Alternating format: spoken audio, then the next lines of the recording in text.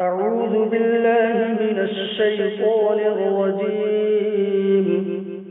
بسم الله الرحمن الرحيم.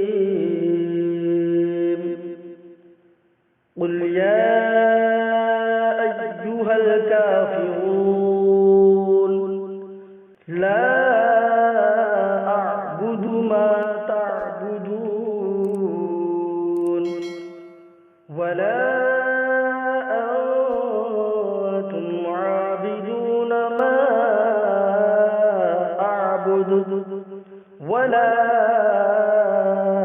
أنا عابد ما عبدتم ولا أنتم عابدون ما أعبد لكم دينكم ولي دين.